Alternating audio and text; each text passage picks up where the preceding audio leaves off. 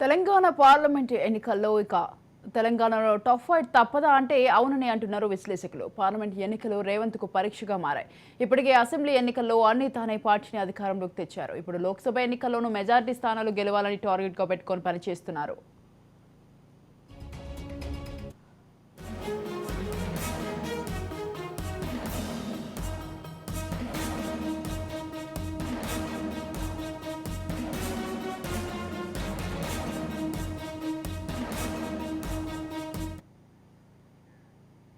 ఈ క్రమంలో కాంగ్రెస్ వెనుకబడిన నియోజకవర్గాల్లో దూకుడు ప్రసంగాలతో పార్టీని ఎన్నికల రేసులోకి తీసుకువస్తున్నారు.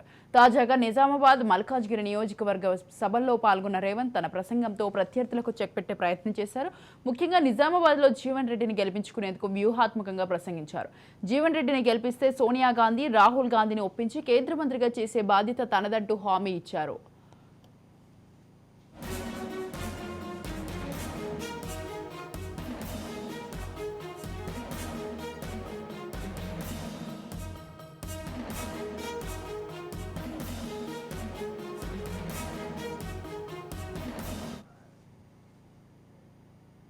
2014-2019లో నిజామాబాద్లో పసుపు రైతుల మద్దతుతో ఒకసారి కవిత, మరోసారి ధర్మపురి అరవింద్ గెలిచారు. కానీ పసుపు బోర్డు విషయంలో ఇప్పటికీ ఏర్పాటు కాలేదు. దీంతో జీవన్ రెడ్డిని కేంద్ర వ్యవసాయ మంత్రిని చేస్తానని రేవంత్ ప్రకటించడం ఇప్పుడు అక్కడ చర్చనీయాంశమైంది.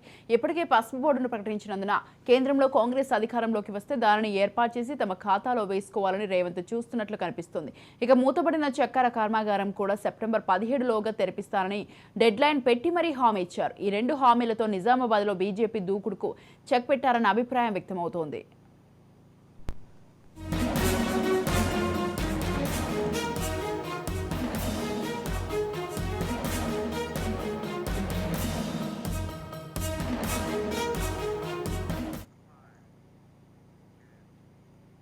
పార్లమెంట్ ఎన్నికల్లో తెలంగాణలో టఫ్ ఫైట్ తప్పదా అంటే అవునని అంటున్నారు విశ్లేషకులు. ఇక పార్లమెంట్ ఎన్నికలు రేవంత్కు పరీక్షగా మారాయి. ఇప్పటికే అసెంబ్లీ ఎన్నికల్లో అన్ని తానే పార్టీని అధికారంలోకి తెచ్చారు. ఇప్పుడు లోక్సభ ఎన్నికల్లోనూ మెజారిటీ స్థానాలు గెలవాలని టార్గెట్గా పెట్టుకొని పనిచేస్తున్నారు. ఈ క్రమంలో కాంగ్రెస్ వెనుకబడిన నియోజకవర్గాల్లో దూకుడు ప్రసంగాలతో పార్టీని ఎన్నికల రేసులోకి తీసుకొస్తున్నారు. తాజాగా నిజామాబాద్, మల్కాజ్గిరి నియోజకవర్గ సభల్లో పాల్గొన్న రేవంత్ తన ప్రసంగంతో ప్రత్యర్థులకు చెక్ పెట్టే ప్రయత్నం చేశారు. ముఖ్యంగా నిజామాబాద్లో జీవన్ రెడ్డిని గెలిపించుకునేందుకు వ్యూహాత్మకంగా ప్రసంగించారు. జీవన్ రెడ్డిని గెలిపిస్తే సోనియా గాంధీ, రాహుల్ గాంధీని ఒప్పించి కేంద్ర మంత్రిగా చేసే బాధ్యత తనదంటూ హామీ ఇచ్చారు. రైట్, ఈ విషయంపై పూర్తి సమాచారాన్ని మా ప్రతినిధి విక్రాంత్ ఫోన్ లైన్లో అందిస్తారు. విక్రాంత్,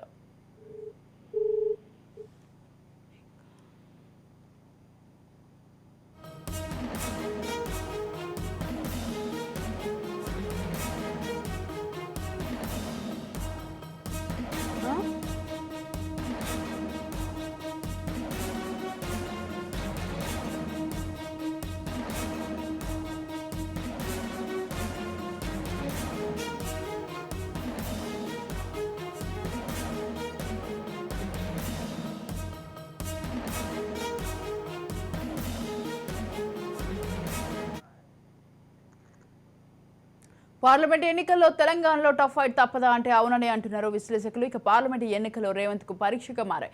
ఇప్పటికే అసెంబ్లీ ఎన్నికల్లో అన్ని తానే పార్టీని అధికారంలోకి తెచ్చారు. ఇప్పుడు లోక్సభ ఎన్నికల్లోనూ మెజారిటీ స్థానాలు గెలవాలని టార్గెట్గా పెట్టుకుని పనిచేస్తున్నారు.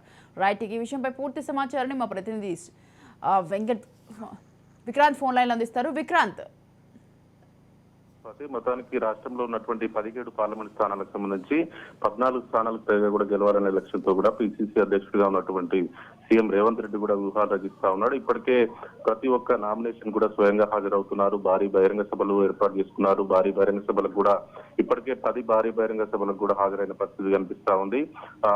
ప్రత్యేకంగా కూడా ఈ 17 పార్లమెంట్ స్థానాలకు సంబంధించి కూడా 50 భారీ బహిరంగ సభలకు కంటే ఎక్కువగా నిర్వహించాలనే లక్ష్యంతో రేవంత్ రెడ్డి ఉన్నాడు. దీనికి సంబంధించి వ్యూహాలు రచిస్తా ఉన్నాడు. ఖచ్చితంగా 10 సీట్లకు పైగా కూడా గెలిచే అవకాశం చాలా స్పష్టంగా కనిపిస్తా ఉంది. కానీ 14 సీట్లకు పైగా గెలవాలనే లక్ష్యంతో కూడా ముఖ్యమంత్రిగా ఉన్నటువంటి రేవంత్ రెడ్డి ముందుకు వెళ్తా ఉన్నాడు. ఇప్పటికే అనేక సార్లు కూడా సర్వేలు చేశారు. ఏఐసిసి పరిశీలకులుగా ఉన్నటువంటి దీప్దాస్ మున్షి కావచ్చు, సునీల్ కనుగోలు కావచ్చు, ఎప్పటికప్పుడు మానిటరింగ్ చేస్తా ఉన్నారు. కాంగ్రెస్ పార్టీ ఆఫీస్ అయినటువంటి గాంధీ భవన్ నుంచి కూడా మానిటరింగ్ చేస్తూ కూడా స్వయంగా అభ్యర్థికి, అదేవిధంగా ఈ 17 పార్లమెంట్ స్థానాలకు సంబంధించి కూడా ఇప్పటికే మంత్రులతోటి కాంగ్రెస్ పార్టీ సీనియర్లతో కూడా ఇన్ఛార్జీలను కేటాయించడం జరిగింది. ఆ ఇన్ఛార్జీలతో ఎప్పటికప్పుడు మానిటరింగ్ చేస్తా ఉన్నాడు సునీల్ కన్గోలు. ఎక్కడ మైనస్ ఉంది, ఎక్కడ ప్లస్ ఉంది, ఇంకా ప్లస్ ఉన్న దాన్ని ఇంకా పాజిటివ్ ఎలా తీసుకోవాలి, నెగిటివ్ ఉన్న దగ్గర ఎలా చేయాలనే దాని మీద కూడా ఎప్పటికప్పుడు దిశానిర్దేశం చేస్తా ఉన్నారు. ఏదేమైనప్పటికీ రాష్ట్రంలో ఉన్నటువంటి 17 పార్లమెంట్ స్థానాలకు సంబంధించి కూడా నిన్నటి వరకు, నిన్న సాయంత్రం వరకు కూడా 14 స్థానాలని అభ్యర్థులను నిర్ణయించారు. 3 పార్లమెంట్ స్థానాలకు విషయం వస్తే ఖమ్మం, కరీంనగర్, హైదరాబాద్ ఈ 3 పార్లమెంట్ స్థానాలకు సంబంధించి నిన్న సాయంత్రం ప్రకటించిన పరిస్థితి కనిపిస్తా ఉంది. ఇప్పటికే ఈ 14 మందిని నిర్ణయించిన నేపథ్యంలో కూడా ఆ 14 మంది నామినేషన్లలో కూడా స్వయంగా హాజరైన పరిస్థితి కనిపిస్తా ఉంది. భారీ బహిరంగ సభలు కూడా ఏర్పాటు చేసుకున్నాడు. ఇప్పటికే 2 రాష్ట్రాలకు సంబంధించి కేరళ, అదేవిధంగా కర్ణాటక రాష్ట్రం, ఈ 2 రాష్ట్రాలకు సంబంధించి కూడా ఇప్పటికే స్వయంగా రాహుల్ గాంధీ, అదేవిధంగా కేసీ వేణుగోపాల్ ఏఐసిసి అగ్రనేతలైనటువంటి ఇద్దరు పోటీ చేసే దగ్గర నుంచి కూడా క్యాంపెయిన్ చేసి కూడా వచ్చిన పరిస్థితి కనిపించింది. అదేవిధంగా పక్కనే ఉన్నటువంటి కర్ణాటక రాష్ట్రంలో కూడా ఇప్పటికే రేవంత్ రెడ్డి ప్రచారం చేసి వచ్చారు. ఇంకో 2 రాష్ట్రాలకు కూడా రేవంత్ రెడ్డి వెళ్లే అవకాశం కనిపిస్తా ఉంది. ఏదేమైనప్పటికీ ఏఐసిసి అధిష్టానం ముఖ్యమంత్రిగా రేవంత్ రెడ్డికి పూర్తి స్వేచ్ఛనిచ్చింది. 17 మంది పార్లమెంటు అభ్యర్థులకు సంబంధించి కూడా రేవంత్ రెడ్డి ఎవరి పేరు సూచిస్తే వారికే ఫైనల్ చేసే అవకాశం కూడా కనిపిస్తా ఉంది.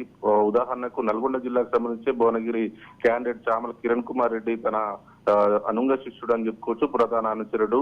కోమటిరెడ్డి బ్రదర్స్ అక్కడ ఎవరి పేరు చెప్తే వాళ్ళే గెలిచే అవకాశం ఉంటుంది. కానీ రేవంత్ రెడ్డి వర్గీయుడైనటువంటి చామల కిరణ్ పేరుని మొదటి నుంచి కూడా కోమటిరెడ్డి బ్రదర్స్ వ్యతిరేకించారు. కానీ చివరికి చామల కిరణ్ కుమార్ రెడ్డికి టికెట్ వచ్చిన నేపథ్యంలో కూడా కోమటిరెడ్డి బ్రదర్స్ కూడా వారికి సపోర్ట్ చేయక తప్పని పరిస్థితి. అందులో కోమటిరెడ్డి రాజగోపాల్ రెడ్డి మునుగోడు ఎమ్మెల్యేగా ఉన్న పరిస్థితుల్లో కూడా ఏకంగా భువనగిరి ఇన్ఛార్జిని కూడా రాజగోపాల్ రెడ్డిని పెట్టిన పరిస్థితి కనిపిస్తా ఉంది. ఏదేమైనప్పటికీ బీజేపీకి సంబంధించి కూడా గతంలో 4 ఎంపీ స్థానాలు కూడా బీజేపీ గెలుచుకుంది.